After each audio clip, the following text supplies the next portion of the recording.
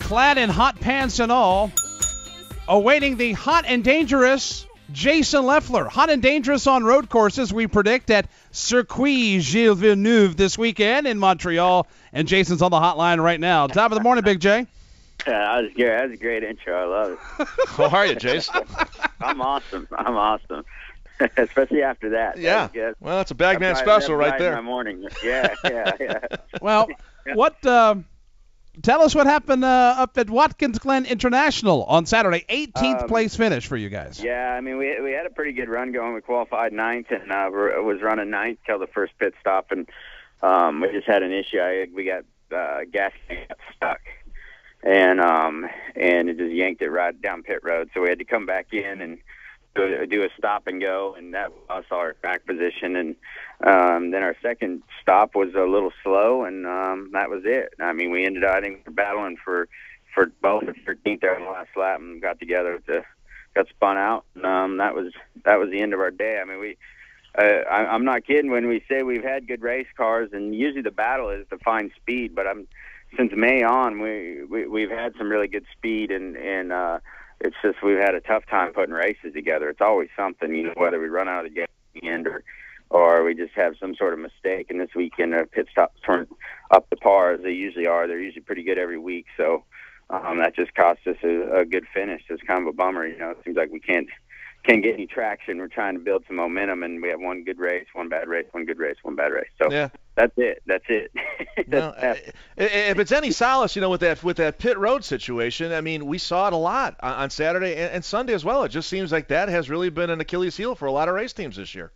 Yeah, it has, and I think in Glen you do basically a backwards pit stop, so it's tough on the guys. I'm not criticizing them. It's a tough job that they do, and they're under a lot of pressure when you come down there. So it's not like we don't have that problem every week. We have very, very good pit stops, but that was enough just to get us back in the pack where we couldn't really recover from. We never recovered from it, and so that was it. I mean, our race was over. That 80 laps was long, but at the same time, it went pretty quick. So in the front, they were in a league of their own, and they stretched out, and we couldn't do anything from that point on.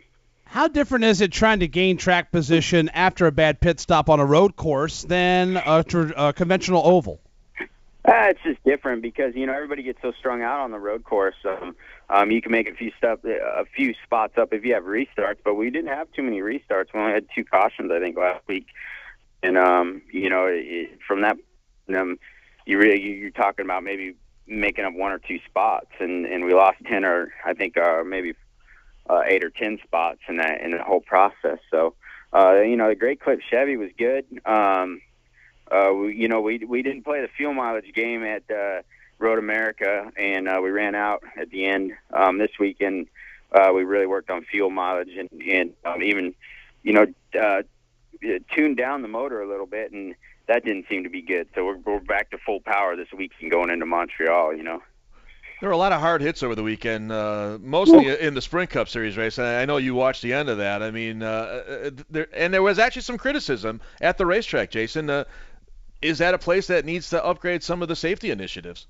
Yeah, absolutely. There's some bad angles there, and I found that out last year in the race. I got in that wreck out of turn 1 and bounced across the track, and I think we ended up taking out half the field.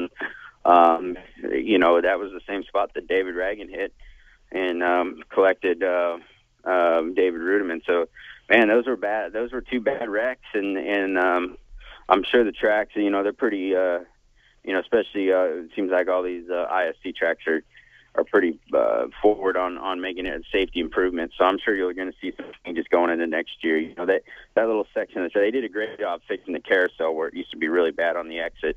So I'm sure they're going to fix that turn 1-2 complex too. But yeah, man, it was lucky nobody got hurt because those were 2 hits. They were very hard hits over the weekend at Watkins Glen International. Let's talk about going to Montreal and the difference between the road course in Montreal and the road course in Watkins Glen. For the fans that don't know, that can't put an eyeball on these racetracks, what is the difference between the two? Well, I'll tell you, I call Watkins Glen. It's a super speedway of road course racing. There's really not too many slow corners. Turn one's probably your slowest corner, and it still has some good speed. And everything else is really high speed. Where when we go to Montreal, it's almost a short track of road course racing because there's really no fast corners. Every corner is pretty hard braking, really slow. And you struggle with forward bite and some of the other things you would struggle with on a regular short track oval. You would struggle with up at Montreal. So where at Watkins Glen, forward bite's not an issue. It's just all about speed. So they're very, very different. They take a different technique. You can take quite a bit of a different setup. So, but Montreal, I think it's a lot of fun. I enjoy going up there. The fans were awesome, and the racing is darn good there. It's just a different type of racing. Well, you touched on the atmosphere and the environment. What does that do for you guys as drivers when you go up there and you're going to get the support that they've had now the last 2 years that you guys have gone to Montreal? It's great. They think I'm French Canadian. They always call me Jason Leffler.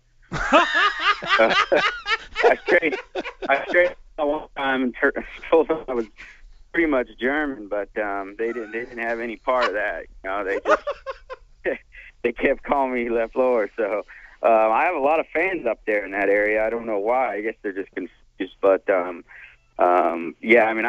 atmosphere up there is great. It's a fun event because we stay right in downtown Montreal. It's a great city, very metropolitan city, and the racetrack is a couple miles out of downtown, and the racing's great, and they pack the people in there on race day, and they're enthusiastic, especially about their local boys and the Villeneuves and the Carpentiers and stuff. So they really get into their racing up there, and it's one of the funnest events to go to all year, I think. Well, whatever you do, don't spin one of those guys, because Jamie McMurray almost got it in Mexico City when he dumped Adrian Fernandez. I thought we were going to have an international incident on our hands.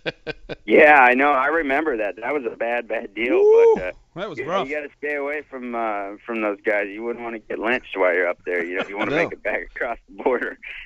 Take it easy, LaFleur. Yeah. I mean, I might be okay. They like I said, they're a little confused, so they might, people might still think I'm a local too. So I might be able to get away with something like that. As far as Montreal being the short track of road courses, and you can't really get a good head of steam built up except coming down the front straightaway, it looks to be a very technical road course as well. You obviously need a lot of brakes. You go there prepared to race in the rain. Can you get a fair enough assessment of what it's like racing at Montreal, considering that we've had to race there twice in the rain in the past? Yeah, I mean, we've been, I think it's 4 years now that we've been going there, and maybe 5. And, we've had a couple races in the rain, a couple races in the dry. It's like you said, very technical, hard braking. It's very hard on brakes, and you struggle with forward bite, but very technical race. So I feel like, we've had quite a bit of experience in both weather conditions, whether it's raining or drying out or completely dry or the sun out, So yeah, I mean, we have a pretty good. I have a pretty good mental notebook of what to do under different weather conditions. One of the interesting things also is that Montreal is a very narrow track compared to Watkins Glen, where you got some runoff and you got some room to work. If you get off course at certain points in Montreal, you're more times than not going to be ricocheted across the track, and you're going to be like a ping pong ball there. Yeah, exactly. And there's not a whole lot of runoff area, especially in the kind of tree section. You notice where it's always shaded. It's kind of like the S's there at Watkins Glen, not quite as fast. But if you make a mistake going through there, you're going to wad your up and you're going to be done. Probably take somebody with you. So, yeah, there's not a lot of room for error there. The turn one section open. It's where you see everybody go through the grass on those restarts. But other than that, there's no open areas. You got to be really careful. You got to be aggressive, but not overly aggressive to take yourself out of the race too early. Got a new teammate with you guys this weekend too up there, don't you? Yeah, we got Morris, and man, I hope he treated us better than he treated those guys on Sunday. So that was pretty big. But yeah, I mean, we're pretty excited to have Boris. He's a good racer and good road racer, defending champ of the race. So I'm going to try to pick his brain a little bit. I'd ask him to get in my car and maybe take a few laps, but I don't think he can I don't think it can fit in it. Yeah, I was going to say there would be some considerations there. From hindquarters to toe, probably the seat would have to drop back about 10 notches, right?